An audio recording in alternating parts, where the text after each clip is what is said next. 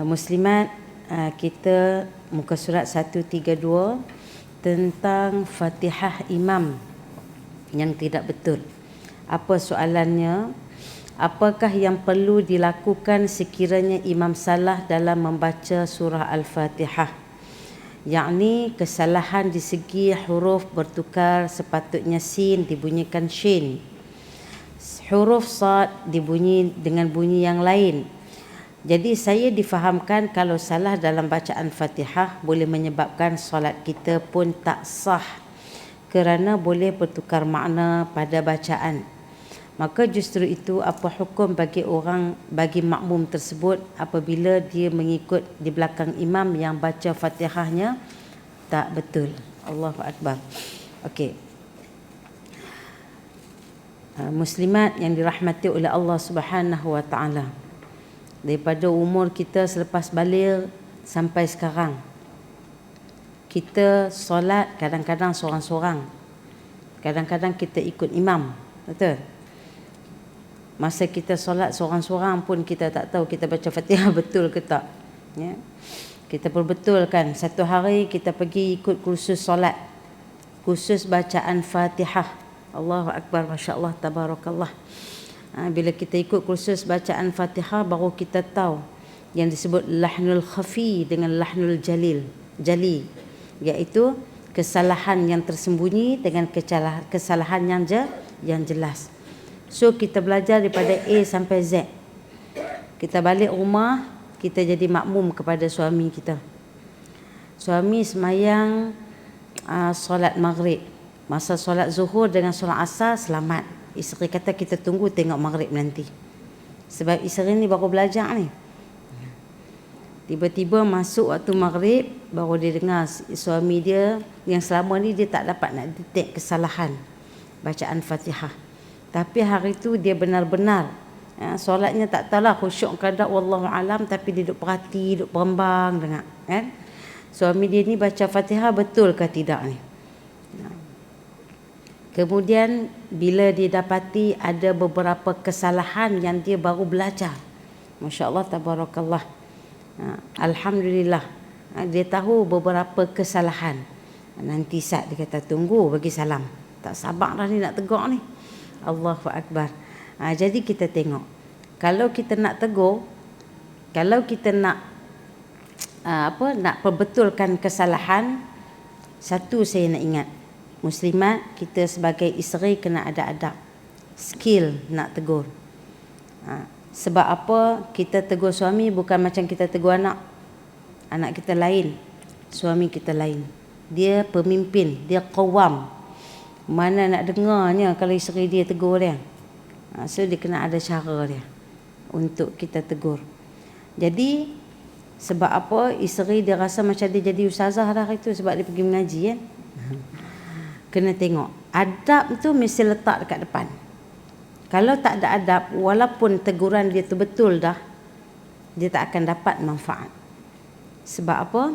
Dia tidak ada adab. Okey, kita tengok cara nak tegur macam mana. Kena pastikan dulu betul-betul dan sebagainya. Berdasarkan pendapat muktamad dalam mazhab Asy-Syafi'i, menjadi syarat untuk menjadi seorang imam adalah mestilah seseorang qari boleh membaca Fatihah dengan baik. Sebab apa, muslimat? Mesti siapa yang nak jadi imam dia kena baca Fatihah dengan baik. Maksudnya dengan bukan sekadar fasah tetapi tartil. Kena pada tajwidnya. Sebab apa? Sebab Fatihah adalah rukun. Fatihah adalah rukun di dalam solat. La salata liman lam yaqra bi Fatihatil kitab.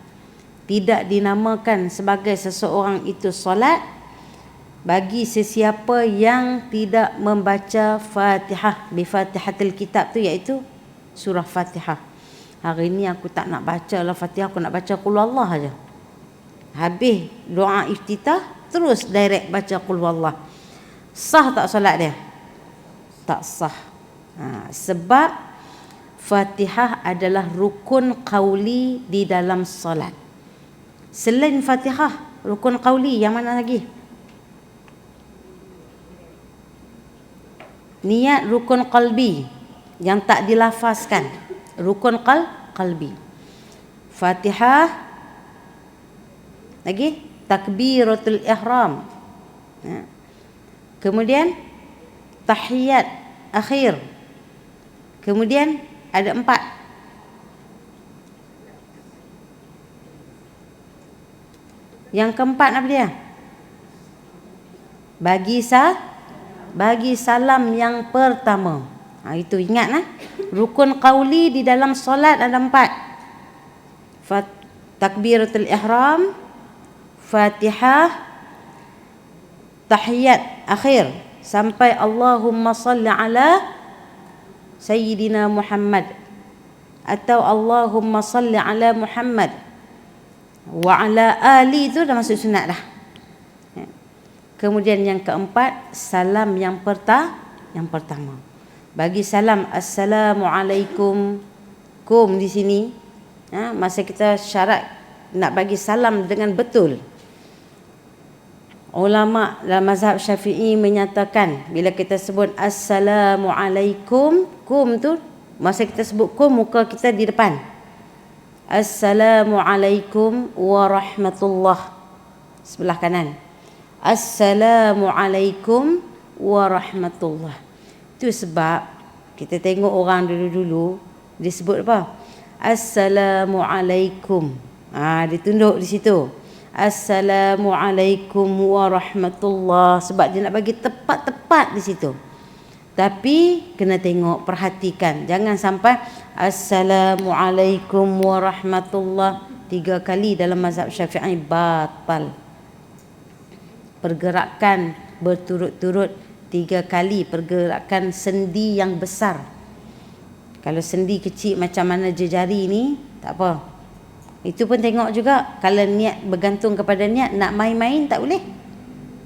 Sekadar nak garu gunakan jari tak apa. Contoh kita gatal, kita letak macam ni, kita gunakan jari ni. Tak ada mengapa. Dan pergerakan anggota sendi yang besar ni kepala kita lah kan. Cara kita bagi salam tu kena tengok. Salam yang pertama menunjukkan kewajipan kita keluar daripada solat dah selesai. Salam yang kedua adalah sunnat. Selagi mana kita bagi salam yang pertama dan kita nak bagi salam yang kedua, bermakna salam yang kedua lah bermakna kita keluar daripada solat. Bagi orang yang sakit perut, nak pergi toilet dan sebagainya, tak sempat dah ni, bagi salam yang pertama, Assalamualaikum warahmatullahi. Lepas tu kebabom, dengar kan. Bila meletup di situ, dia jangan bagi salam yang kedua lah. Kalau dia bagi salam yang kedua juga mentang-mentang kata sunat, bermakna dia belum bersedia untuk keluar daripada solat, batal. Bagi salam yang pertama, kalau dah terkentut, setakat tu saja. Berhenti setakat tu, dah habis dah kewajipan dia. Sedangkan salam yang kedua adalah sunnat. Tetapi kalau dia masih pusing juga untuk bagi salam yang kedua, bermakna dia tak berhasrat nak keluar solat pada salam pertama. Jadi batal tak? Batal solat dia. Allahu Akbar. Dia pergi wuduk semula, kena solat seperti mana biasa. Okey, kita kembali pada Fatihah tadi. Itu seorang qari mestilah boleh membaca Fatihah dengan baik, yang mana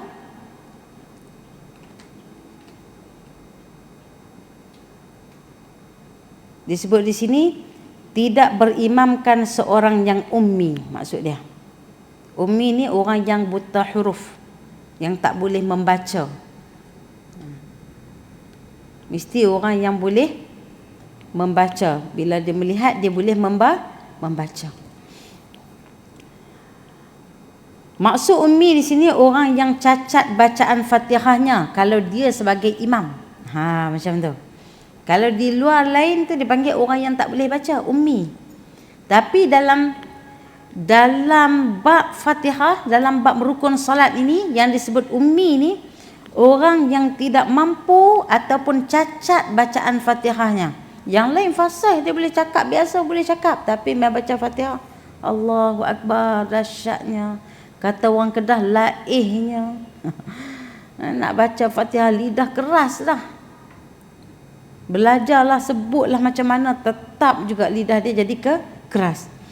Meskipun hanya sebahagian daripada Fatihah seperti hilang satu huruf. Itu disebut ummi dah orang tu. Begitu juga seseorang yang tidak dapat mengeluarkan atau menyebut satu huruf dalam Fatihah itu berdasarkan makhraj huruf ataupun hilang sabdunya. Sebab syarat baca Fatihah ni, makhraj huruf kena tengok. Kalau setakat sifat tu dia masuk dalam lahnul khafi lagi, kesalahan yang tersembunyi, masih boleh dimaafkan. Tetapi sampai gugur huruf dipanggil lahnul jali, kesalahan yang nyata. Kalau dia baca bismillahirrahmanirrahim, elok lagi. Waladdallin, dad jadi dal, itu tukar huruf. Banyak lagi bila kata gugur huruf ataupun makhraj dia cacat, dia termasuk dalam kesalahan yang nyata. Ataupun hilang sabdunya. Ar-Rahmanir-Rahim, sabdunya hilang. Ar-Rahman jadi Ar-Rahman. Ar-Rahmanir-Rahim. Dengar, baca macam kita dengar macam muallah baca. Sabdu kena betul-betul kita tekankan. Sebab itu syarat yang mesti disebut bila kita baca dalam suratul Fatihah. Lebih kurang dalam 14 sabdu kalau tak silap saya dalam surah Al-Fatihah. Bismillah, Allah tu satu. Bismillahirrahmanirrahim, tiga di situ. Alhamdulillahi Rabbil Alamin. Ar-Rahman Ar-Rahim. Maliki Yaumiddin. Iyyaka na'budu wa iyyaka nasta'in. Ihdinas siratal ladzina an'amta 'alaihim ghairil maghdubi 'alaihim waladdallin.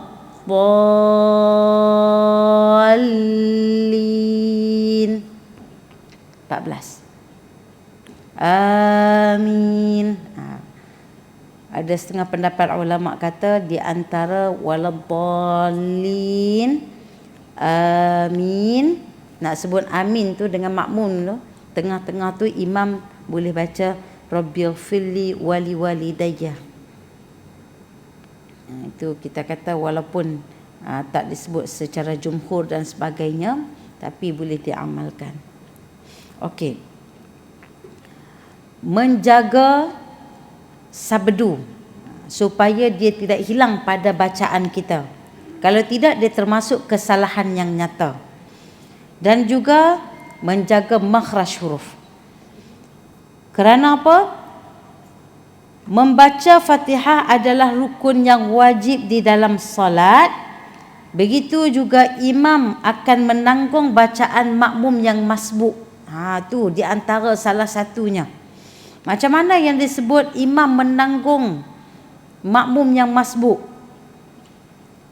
Macam ni, kita ada dua jenis makmum. Ada makmum muwafiq, ada makmum masbuk. Makmum yang muwafiq ini adalah makmum yang boleh, yang dapat bersama-sama dengan imam waktu imam angkat takbiratul ihram. Makmum yang dia dapat bersama dengan imam dalam takbiratul ihram, maksudnya daripada mula lah kan. Imam angkat takbir Allahu Akbar, dia pun angkat takbir. Itu dia bersama-sama dengan imam dalam takbiratul ihram dan sempat bersama dengan imam dalam Fatihah. Makmum ni dipanggil sebagai makmum muwafiq. Jadi makmum ini bila berlaku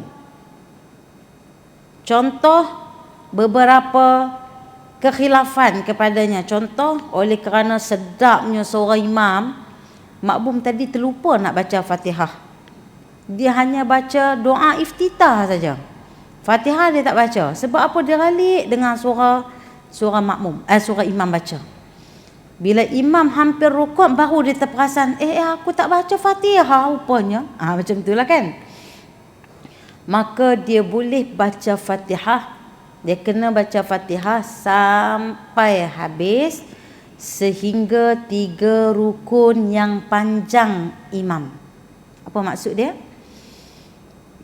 Imam rukuk 1 rukun panjang, yang tidak rukun pendek. Imam sujud pertama rukun panjang 2 dah. Imam bangun antara 2 sujud rukun pendek, tak kira lah. Imam sujud kali yang ketiga rukun yang panjang. Masa imam sujud tu, kalau makmum yang muwafiq tadi, bila dia dapat habis bacaan Fatihahnya, maka dia pun rukuk. Dia i'tidal. Dia bukan terus sujud ikut imam, tak. Dia rukuk, dia i'tidal, dia sujud. Macam tu. Itu makmum yang muwafiq. Selain daripada dia terlupa, yang kedua dia syak. Aku ni baca ke tak baca? Baca ke tak baca? Maka dia kena baca. Dia diberi rukhsah, kelonggaran sehingga 3 rukun yang panjang tadi ni. Ataupun dia jenis, maklumlah kan, kita imam yang ada sekarang ni, imam-imam muda. Dia baca tu, Masya Allah, macam kereta api. Kita pula macam gerabak kereta api zaman dulu. Lambat bacaannya, ya Allah punya slow. Bila kita baca lambat kan, imam dah rukuk, imam dah i'tidal, imam dah sujud, tak habis-habis lagi. Jenis orang yang baca macam tu ada juga. Selagi tak keluar, orang kata baca Fatihah kena dengar dekat diri sendiri. Dia pula telinga dah memang tak berapa dengar, punya nak bagi dengar dia punya ejaz tu Allah. Jadi dia baca Fatihah punya slow. Maka orang ini diberi kelonggaran sehingga 3 rukun yang panjang. Dengan syarat dia sepatutnya dia sempat Fatihah dengan imam, sepatutnya dia sempat takbiratul ihram dengan imam. Ataupun bila dia datang, imam dah angkat takbir, imam dah baca Fatihah, dia tak dapat pun, dia tak sempat pun takbiratul ihram dengan imam, tapi dia sempat Fatihah dengan imam. Sebab apa? Nanti bila imam waladdallin amin, kemudian dia sambung, dia boleh baca Fatihah. Maksud dia sempat tak baca Fatihah? Sempat. Itu makmum muwafiq, diberi rukhsah kepadanya sehingga 3 rukun yang panjang. Kalau imam dah bangun daripada sujud yang kedua, imam bangun dia belum habis lagi baca Fatihah, maka dia dah terlepas peluang untuk mengikuti imam tersebut. Lalu bagaimana dia nak buat? Macam mana dia nak buat? Yang pertama, dia ikut di mana tempat imam itu berada. Maksud kata rakaat yang dia sedang lakukan itu tak valid. Nanti bila imam bagi salam, dia kena tambah lagi 1. Ataupun dia niat mufaraqah, keluar daripada imam, rugilah dia tak dapat jemaah. Okey, itu makmum muwafiq. Makmum masbuk pula macam mana? Makmum masbuk, makmum yang tidak sempat Fatihah dengan imam. Kalau tak sempat Fatihah, apatah lagi takbiratul ihram kan? Maksud tak sempat Fatihah di sini muslimat, masya-Allah tabarakallah. Dia datang, imam dah baca apa? Imam dah baca surah dah. Surah apa? Surah Minal jinnati wan nas. Last. Dia baru nak angkat takbir. Tengok, itu dia duduk dalam kategori makmum yang masbuk. Ataupun dia datang, imam dah duduk rakaat yang ketiga. Rakaat yang ketiga sudah tentu baca secara sir, secara perlahan. Bererti takkan dia nak perembang dengan imam ni baca Fatihah ke tak ni kan. Yang ketiga rakaat ketiga, rakaat keempat tidak ada surah lain melainkan Fatihah. Masa di situ dia kena letak diri dia sebagai makmum yang masbuk. Okey. Maka yang inilah kategorinya imam menanggung Fatihah daripada makmum. Macam mana? Bila imam tu dah baca, kita dah angkat takbir ni, makmum ni angkat takbir Allahu Akbar, ikut kita sebagai makmum yang masbuk. Tiba-tiba imam itu rukuk. Kita sempat tak baca Fatihah? Sebab kita angkat takbir ni, masa angkat Allahu Akbar, sama-sama kita angkat takbir, imam tadi rukuk. Nak tanya, kita sempat tak baca Fatihah? Tak sempat, confirm tak sempat.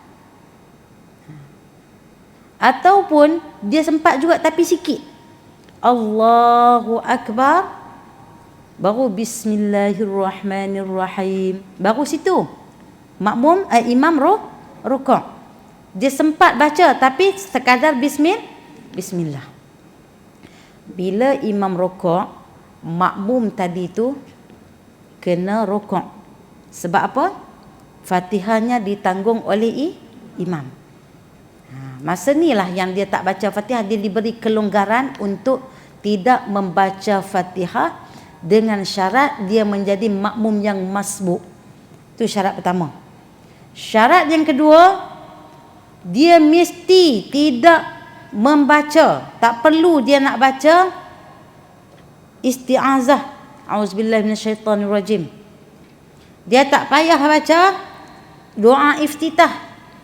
Kalau dia baca kedua-dua ni, maka wajib dia baca Fatihah sampai habis. Sebelagi mana sempat dengan imam. Kalau tak sempat, maksud kata rakaat tadi tidak dikira.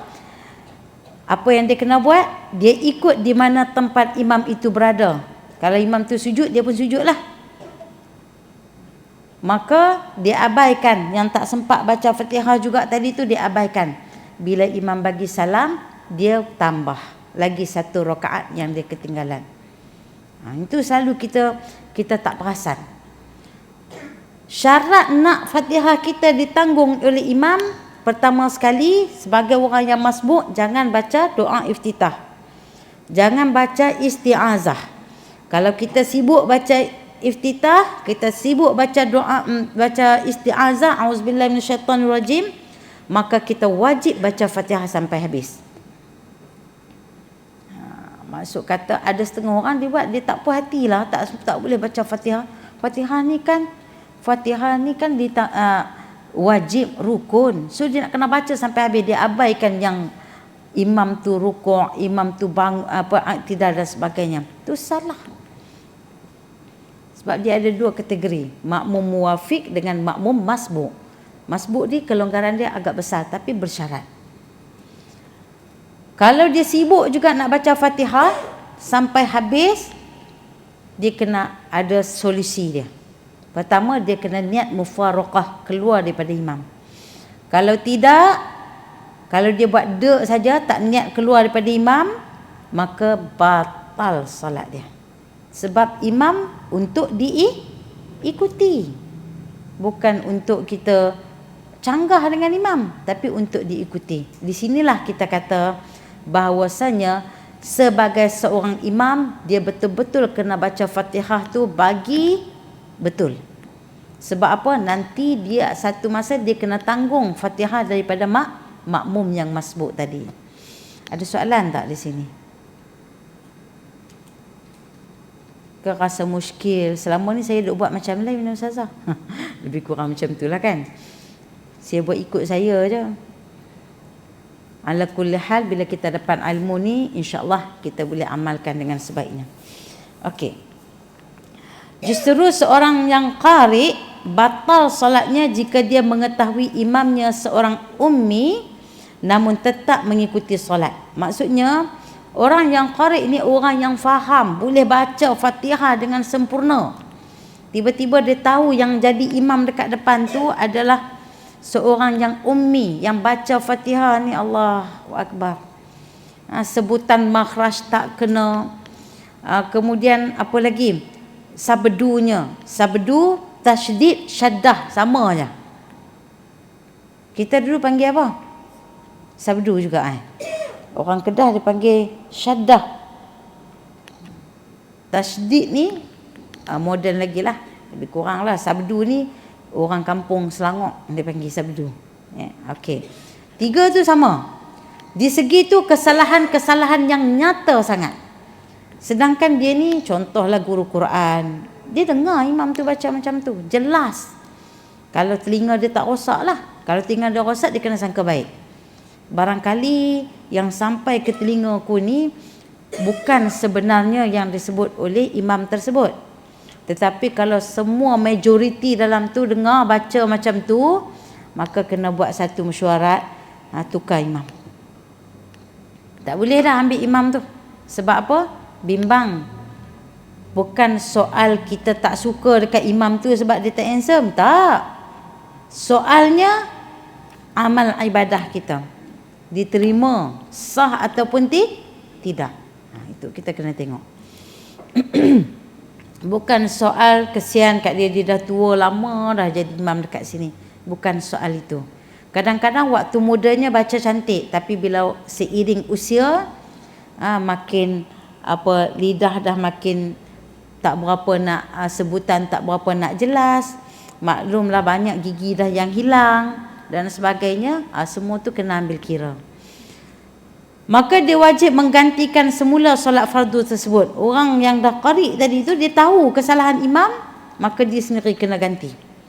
Kesalahan ini dipanggil sebagai lahan ataupun lahnul, iaitu kesalahan yang besar yang mengubah makna. Kita tengok contoh muslimat. Contoh yang pertama, membaca an'amta yang berbaris atas hujungnya dengan baris hadapan ataupun bawah. Contoh dia baca an'amtu. Kan?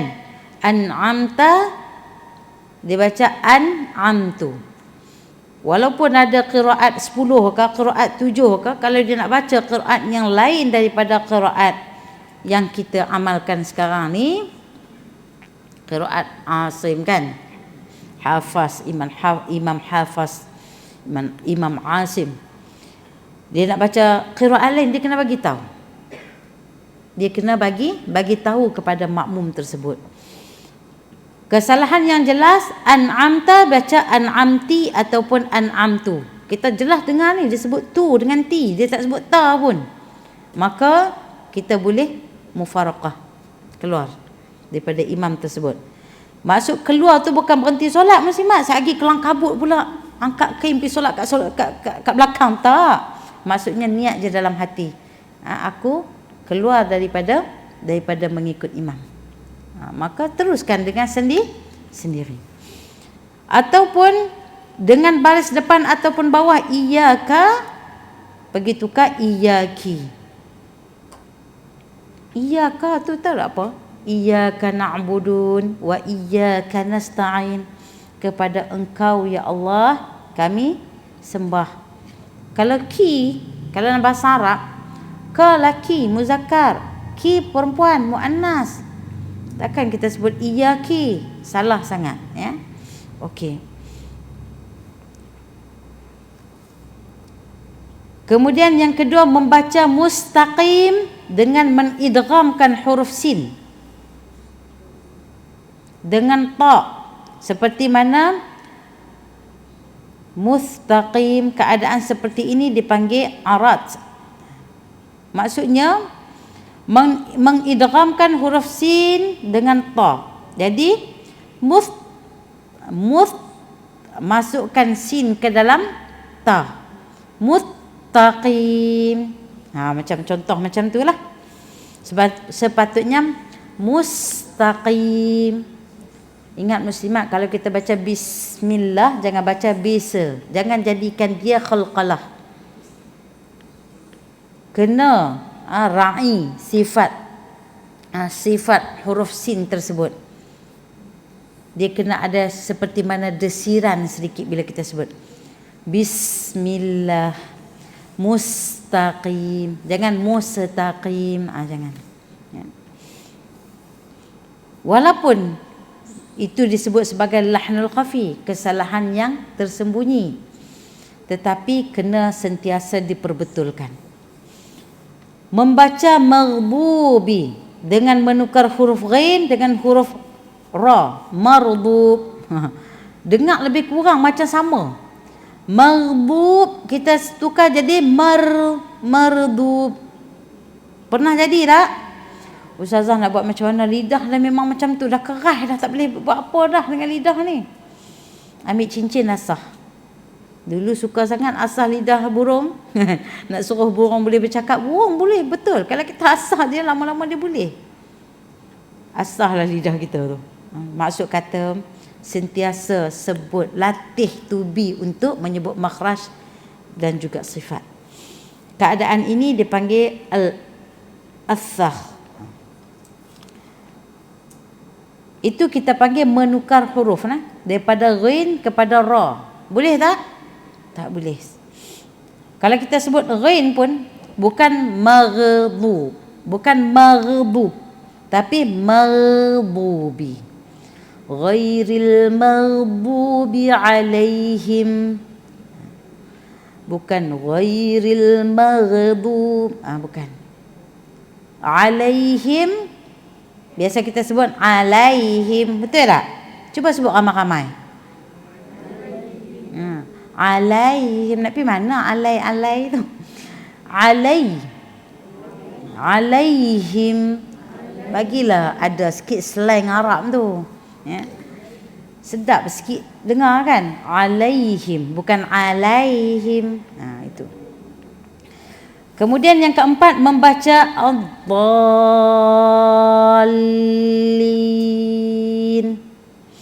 dengan menukar huruf dad dengan za. Allah. Sebab apa? Menukar kepada makna dia. Ad-dallin tu maksud dia sesat. Sebab apa kalau disebut di sini, bila kita menukar kepada huruf, akan berlaku pertukaran makna mengikut qaul yang paling sahih. Dan yang kelima, membaca allazina dengan menukar huruf zal dengan dal. Jelas tu. Allazina tiba-tiba jadi alladina. Sebab apa? Ustazah, sebab gigi depan saya dah tak ada dah Ustazah. Tak boleh nak sebut zal tu elak-elak. Dia jadi angin keluar nanti. Tu yang jadi dal tu. Alladzina jadi alladina. Zal tebalkan. Alladzina. Yang keenam, alhamdu dengan menukar ha kepada ha seperti ha pedas jadi ha. Ha orang gelak kuat tu. Macam mana ha orang gelak? Ha. Ada tak orang gelak? Ha. Ada tak? Tak ada kan? Itik nila je buat kerja macam tu. Sepatutnya kita kena sebut ha itik nila. Ha pedas. Tetapi kita tukar kepada ha yang ketawa besar tu.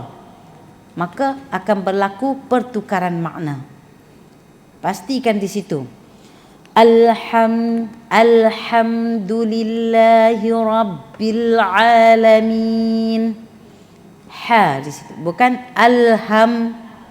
Ini yang susah kan? Ha dengan ha. Kalau ha macam ni. Kalau ha simple. Pastikan kena latih di rumah. Ya.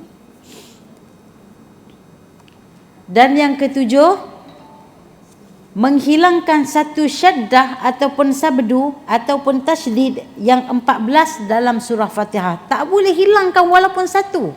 Hilang saja gugur. Macam saya sebut tadilah, Ar-Rahman, Ar-Rahim, kita baca Ar-Rahmanir-Rahim. Kan? Maliki Yaumiddin.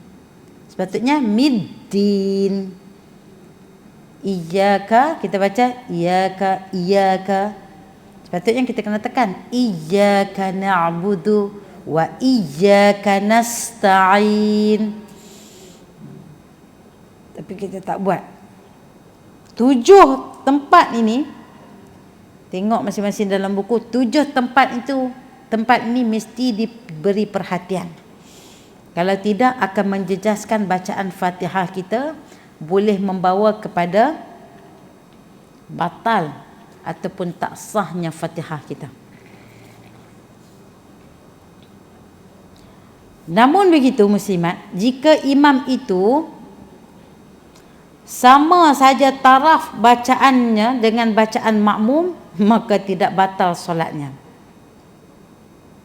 Contohnya, lahan yang berlaku itu lahan yang ringan, yang saya sebut sebagai lahan khafi, ringan. Lahan dia ringan saja, tak jelas, tak semacam 1 sampai 7 tadi ini, maka tidak batal solatnya. Contoh kesalahan yang tidak mengubah makna, maka tidak batal solat, iaitu baca Maliki Yaumiddin dengan tambah sabdu pada huruf lam ataupun kaf. Maliki Yau, itu macam style Hindustan pula kan. Jadi dia tambah di situ, tapi tak mengurangkan makna ataupun tidak mengubah makna. Membaca dengan dengung, muslimat perasan tak ada dengung tak dalam Fatihah? Ada tak dengung dalam Fatihah? Cuba baca ramai-ramai.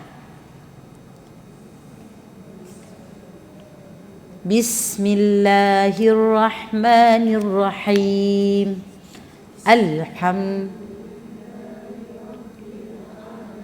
Bil alamin. Bukan nah. Ain tu kalau kita boleh pegang hidung, jom kita pegang ramai-ramai. Kalau bergetar hidung kita, berarti ain kita tu tak betul. Alabin. Bergetar tak hidung? Bergetar tak? Bergetar tak hidung? Kak Ayah tak pegang hidung, dia kata bergetar lah. Cuba pegang hidung tengok. Pegang hidung, sebut Bergetar tak hidung? Siapa yang tak angkat tangan? Semua bergetar. Orang bergetar tulang rusuk je. Sekali dengan hidung bergetar. Sebabnya makhraj ain ni bukan masuk makhraj khusyum, bukan duduk dalam hidung. So tak perlu ada kaitan dengan hidung. Selagi duk bergetar hidung ni, maksud kata kita sebut makhraj ain tu tak kena. Kalau tak bergetar hidung, selamat. Sebab ain ni duduk dekat mana? Ni dekat pangkal ni. Sebab tu kita dengar sebut kita tak dengar sebut Betul tak? Beza tak saya sebut dengan ni duduk kat hidung. Saya pun rasa getar kalau saya sebut macam tu. Tapi kalau kita sebut insya-Allah tak bergetar. Kena belajar baca macam tu. Alamin. Itu kalau kesalahan ustazah saya baca jugalah ustazah, itu dipanggil lahan khafi. Taklah menjejaskan kepada makna. Tapi at least kena belajarlah. Itu dipanggil sifat-sifat cara keluar sifat waktu keluarnya huruf tu. Bergetar ke, ataupun berdesir ke dan sebagainya. Okeylah, insya-Allah. Yang kedua, membaca tanpa dengung.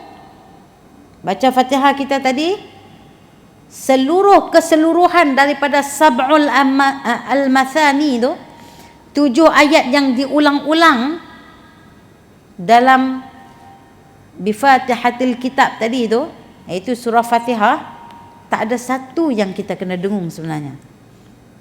Tapi kalau tiba-tiba seronok nak berdengung, kan? Maliki Yaumiddin, kan? Patutnya tak boleh berdengung.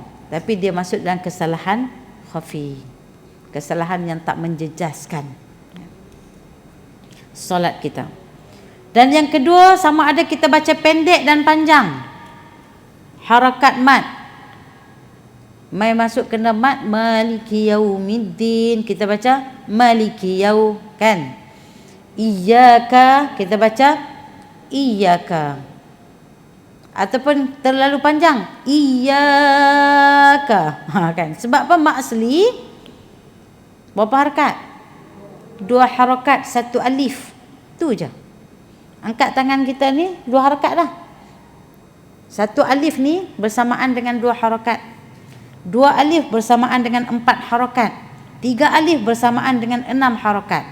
4 alif mana ada sampai 8 harakat, kan. 3 je. Itu terpanjang terpendek masih lagi dikira kesalahan yang ringan. Kemudian tiada qalqalah dan sebagainya yang tak mengubah makna. Contoh kita baca bismillah tadi itulah. Bismi, api duk berubah qalqalah pula dekat situ. Maghdu, berubah qalqalah pula dekat situ. Qalqalah sughra, bukan main. Saya nak tanya, huruf qalqalah kita ada berapa? Sebut Ustaz. Qaf, ta, ba, jim, dal. Ada tak huruf sin dekat situ? Ada tak huruf ghain dekat situ?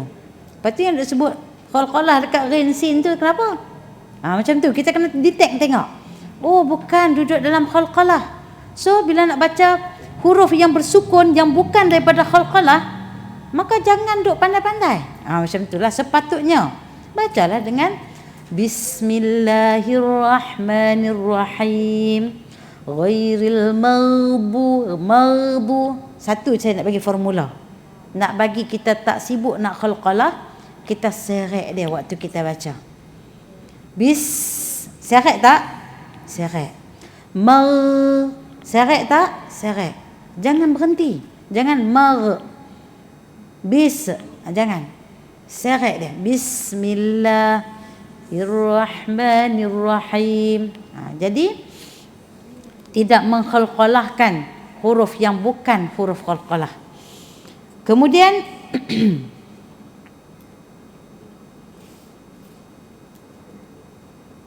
membaca ad-dallin dengan menukar huruf dad dengan za mengikut qaul yang berbeza dengan qaul yang asah. Ada yang kata tak boleh, ada yang kata boleh, ada yang kata tak mengapa, tak menjejaskan. Kerana sukar dibezakan sebab kedua-dua ni pada makhrajnya hampir serupa. Dad dengan dha. Makhraj dad ni kita boleh sebut 3 style. Satu, gigit geraham sepanjang tepian lidah kita tu digigit oleh geraham atas dan bawah. Dad. Ataupun sebelah kiri, sepanjang tepian lidah kiri kita ni digigit oleh geraham atas dan bawah. Dad. Ataupun kembangkan lidah. Dad. Biasa kita sebut yang mana satu? Do. Satu pun tak masuk dalam dad tadi tu, kan. Sepatutnya pilih di mana salah satu daripada 3 tu. Pastikan betul-betul. Kalau tak boleh, pergi belajar. Jangan risau. Tok guru tak marah sebab proses belajar. Kalau dah mula mengajar, dah jadi guru Quran, sebut dad pun tak kena lagi, memang kenalah, kan. Okey. Dan makhraj dha lebih kurang sama. Cuma berlaku perbezaan di sudut sifat dia saja. Desiran dia saja. Jadi kadang-kadang ada ulama berpendapat bahawa tidak mengapa. Namun ada ulama mengata tak boleh juga. Kena juga bagi sebut huruf dad tu bagi kena. Al-Imam Fakhrul Razi disebutkan sini mengatakan bahawasanya menyebut huruf dha tadi tu tidak mengapa kerana sukar nak beza. Disebut sebagai huruf yang hampir sama pada makhrajnya. Dan yang keempat, Membaca mustaqim dengan menukarkan qaf kepada kepada qaf. Akan kita tengok ihdinas siratal mustaqim. Ahli Yaman selalu kita dengar. Saya dengar tak? Ahli Yaman, Syekh Yaman, bila dia baca kan, kita akan dengar huruf ga. Pasal qaf, tapi disebut huruf ga. Maka di sini adalah berlaku perubahan pada kesalahan yang tersembunyi dan ringan. Boleh. Huruf Qaf Parsi seperti yang disebut oleh orang Yaman, tetapi makruh menurut sebahagian ulama dan sebahagian yang lain tidak memakruhkannya.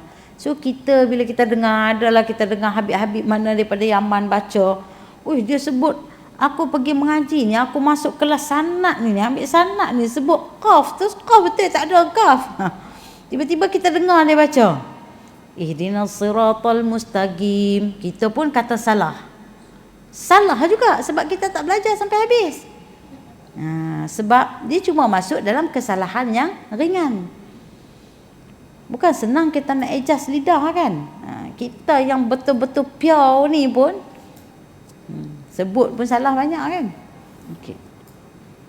Dan yang kelimanya, membaca bismillah dengan menukar ha yang berbaris bawah dengan ha berbaris hadapan. Bismillahi kita sebut bismillah. Bismillahirrahmanirrahim. Itu termasuk dalam, kita kata dalam kesalahan yang ringan. Ada sedikit tambahan di sini, mazhab Imam Maliki serta beberapa pandangan ulama Hanafi, mereka kata bahawa solat tidak batal tapi makruh bila sebut macam tu. Bila sebut bismillahi tu jadi bismillah. Imam Malik, ulama Hanafi, mereka kata solat ini tidak batal tetapi makruh.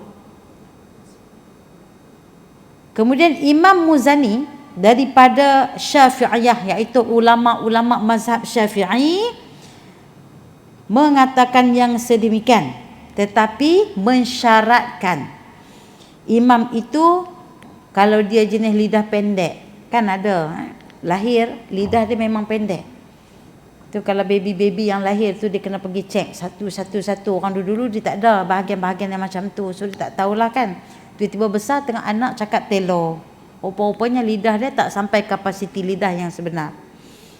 Maka kalau hari ni kecil-kecil, baby lagi, kena pergi cek telinga, suara, lidah ya. Bila tengok ukuran dia sikit, rupanya pendek, dia ada dia punya treatment dia. Sebelum dia menjadi besar, dia ada treatment untuk tarik supaya boleh keluar sedikit demi sedikit. Tapi mungkin ini boleh terjadi apabila dia tidak melakukan treatment dan sebagainya, maka dia membesar dalam keadaan lidah dia pendek. Imam Muzani kata imam yang baca dalam keadaan lidah yang pendek macam ni tidak mengapa kalau dia sebut macam tu, macam tadi tu, bismillahi bismillah. Jadi tidak sampai kepada makhraj dia, nak sebut betul-betul tu tak sampai pada makhraj, atau sampai tetapi tak cukup masa untuk dia belajar dan sebagainya lah. Maka kalau kita tengok rujukan pun diberikan kepada kita, iaitu daripada kitab Al-Fiqhiyah Al-Kuwaitiyah.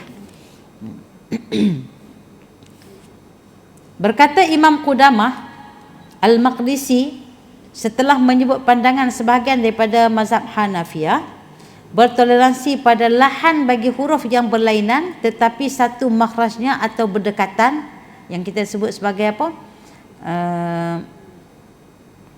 Yang berdekatan di segi makhraj, ada juga berdekatan di segi sifat huruf. Maka kerana umum balwa kesukaran nak menjaganya. Bila kita sebut umum balwa ni, kalau dalam istilah fiqh, contohlah kita lalu di atas lopak air di jalan-jalan, sedangkan sebelum ni kita nampak je anjing lintas kan, binatang-binatang lintas, nampak je dalam lupa air tu. Tetapi kita terpaksa juga kena, tidak boleh tidak, memang akan lalu kawasan tu setiap hari. Jadi apa hukum pada pakaian kita yang terkena percikan daripada lopak-lopak air tu? Kita duduk nampak memang kebiasaannya anjing lah, binatang-binatang lain juga turut lalu tempatnya macam tu. Maka itu disebut sebagai umum balwa. Umum balwa ni tidak dapat nak dielakkan dah. Tak dapat nak dielakkan lah. Maka dimaafkan bila ada berlaku percikan-percikan kepada pakaian. Kecuali kita nampak jelas ada seekor anjing duduk dalam lopak tu, masa kita lalu dia pun kais air tu, kena kita. Yang tu jelas. Berbanding kita nampak kebiasaan dia lalu, tapi hari kita lalu tu dia tak ada lah. Macam tu. Dia panggil umum balwa, sesuatu perkara yang tak dapat nak dielakkan. Maka hukumnya adalah berdasarkan apa yang diketahui, maksud kata dibolehkan. Tak menjejaskan kepada bacaan surah Fatihah kita. Okey, kalau kita tengok pandangan mufti, masa ni mufti Dr. Zul Bakri.